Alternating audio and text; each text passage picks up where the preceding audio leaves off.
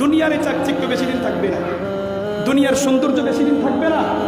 আমি আর আপনি যে নারীর জন্য পাগল হইলাম, যে নারীরা আমার আপনার জন্য পাগল হইল, এই চেহারা কাঠিন বেশি দিন থাকবে না, সৌন্দর্য বেশি দিন থাকবে না, এই চামড়া বেশি দিন স্ট্রং থাকবে না। কিছুদিন পরে এগুলোর কোনো ভ্যালু থাকবে না। ভ্যালু থাকবে বলেন? কিছুই থাকবে না। যুবকের রূপ থাকবে না, যুবতীর রূপ থাকবে না, সব কিছু বিলীন হয়ে যাবে, সব কিছু মাটির সাথে একাকার হয়ে যাবে। আসলে এই দুনিয়া হলো স্বার্থপর, এই দুনিয়া স্বার্থপর, কেউ কারোর জন্য আপন নয়। করোনার পরিস্থিতি আমাদেরকে শিক্ষা দিয়েছে যে দুনিয়া কেউ কারোর জন্য না।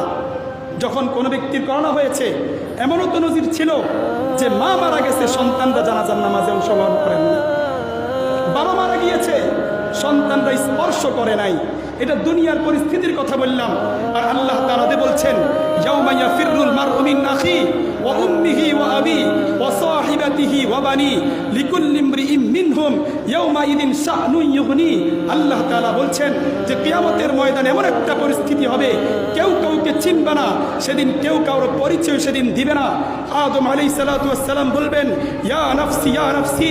নূহ আলাইহিস সালাতু ওয়াস সালাম বলবেন, ইয়া নাফসি ইয়া নাফসি। মূসা আলাইহিস সালাতু ওয়াস সালাম বলবেন, ইয়া নাফসি ইয়া নাফসি। সমস্ত আম্বিয়া আলাইহিস সালাতু ওয়াস সালাম সেদিন বলবে, ইয়া নাফসি ইয়া নাফসি, আয় আল্লাহ আপনি আমাকে বাঁচান, আয় আল্লাহ আপনি আমাকে বাঁচান। কিন্তু মুহতারাম হাজিরিন, চিন্তা করিয়া দেখেন, যে পরিস্থিতিতে আম্বিয়া আলাইহিস সালাতু ওয়াস সালাম পর্যন্ত পেরেশান থাকবেন, সেই দিনের পক্ষে, সেই দিনের ব্যাপারে আল্লাহ তাআলা বলছেন, ইয়াউমা ইয়াফিরুল মারউ মিন আখি। সেই দিন ব্যক্তি তার ভাই থেকে পলায়ন করবে, ব্যক্তি তার স্ত্রী থেকে পলায়ন করবে, ভাই ভাই থেকে পলায়ন করবে, সন্তান মাতা পিতা থেকে পলায়ন করবে, মাতা পিতা সন্তান থেকে পলায়ন করবে।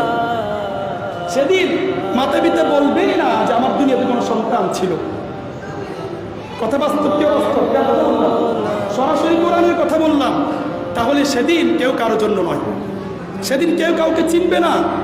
এজন্য মুহতারাম হাজিরিন, ওই দিনের জন্যই কাজ করতে হবে, ওই পরকালীন জীবনকে সুন্দর করতে হবে। দুনিয়াতে তো আমাদের সহযোগীর অভাব নাই।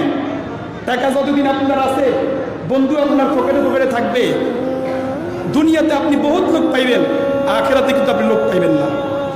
এজন্য আখেরাত সাজাবেন তো ইনশাআল্লাহ। দুনিয়ার আশা থেকে আখেরাতের আশা বড় করতে হবে। দুনিয়ার সৌন্দর্যের চাইতে আখেরাতের সৌন্দর্যকে প্রাধান্য দিতে হবে।